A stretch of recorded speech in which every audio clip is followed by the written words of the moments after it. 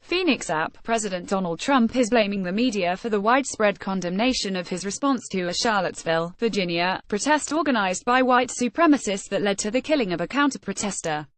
Trump opened his political rally in Phoenix with a call for unity, saying, "What happened in Charlottesville strikes at the core of America, and tonight, this entire arena stands united in forceful condemnation of the thugs that perpetrated hatred and violence." But he quickly trained his ire on the media, shouting that he openly called for healing, unity and love in the immediate aftermath of Charlottesville, and claiming the media had misrepresented him. He read from his 3 responses to the violence, getting more animated with each one. Democrats and fellow Republicans had denounced Trump for placing blame for the Charlottesville violence on both sides. Trump spoke after Vice President Mike Pence and others called repeatedly for unity. Housing Secretary Ben Carson and Dr. Alveda King, the niece of civil rights activist Martin Luther King Jr., were among the openers.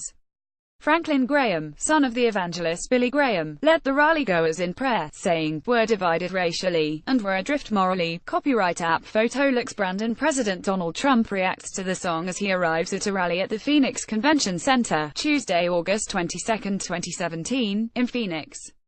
Outside the Phoenix Convention Center, shouting matches and minor scuffles erupted between Trump supporters and protesters gathered near the site of his latest campaign rally. Phoenix Mayor Greg Stanton had asked Trump to delay his political event to allow for more time of national healing after Charlottesville. Trump teased a pardon for former Sheriff Joe Arpaio, asking the crowd what they thought of him. Loud cheers erupted. The former Maricopa County Sheriff is awaiting sentencing after his conviction in federal court for disobeying court orders to stop his immigration patrols. So was Sheriff Joe convicted for doing his job? Trump asked. "I'll make a prediction. I think he's going to be just fine." Earlier, White House Press Secretary Sarah Huckabee Sanders said Trump would discuss or take action on a pardon at any point today, even though the president had told Fox News he was considering it. Trump said at the rally that the only reason he would make a move from the stage was to avoid controversy for the moment. In the comfort of his most fervent fans, Trump often resurrects his freewheeling 2016 campaign style, pinging insults at perceived enemies such as the media and meandering from topic to topic without a clear theme. Although Trump's high-profile warm-up act suggested the president's speech would be about unity, the president was more intent on settling scores. Neither of Arizona's 2 Republican senators appeared with Trump.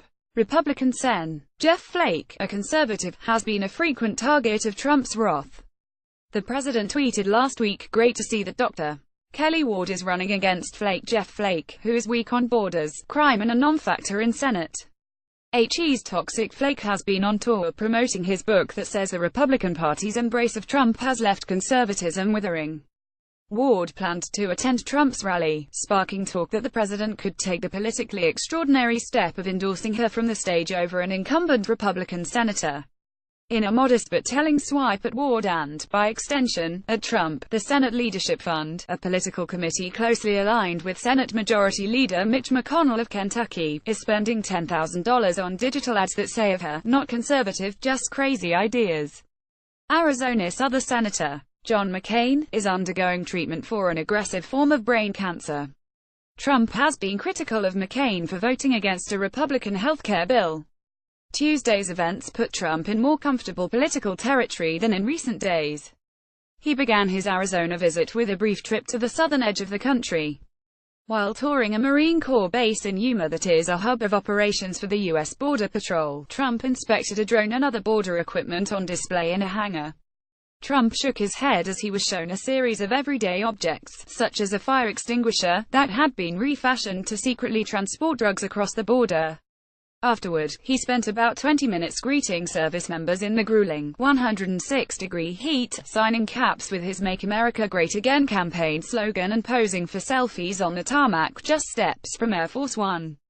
Upending a campaign vowed to end the country's longest war, Trump on Monday announced in a national address a plan to maintain a U.S. military presence in Afghanistan. Senior U.S. officials said Trump's strategy may involve sending up to 3,900 more troops, with some deployments beginning almost immediately. Some of Trump's core voters had already been unhappy about the recent ouster of conservative Steve Bannon as White House chief strategist. Bannon had made it his mission to remind Trump of what his most fervent supporters want from his presidency. Some conservative strategists have openly worried that without Bannon around, Trump will be too influenced by establishment Republicans on issues such as Afghanistan policy.